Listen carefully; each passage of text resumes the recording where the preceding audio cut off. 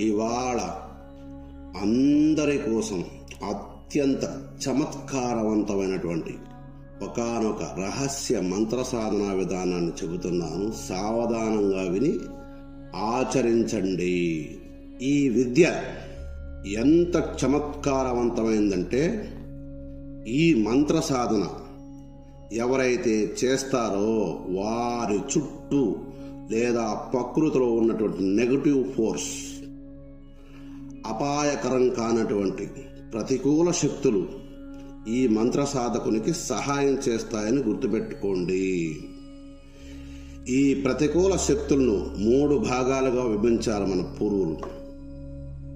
1, మనుషులని బానిసలుగా చేసుకోవాలని.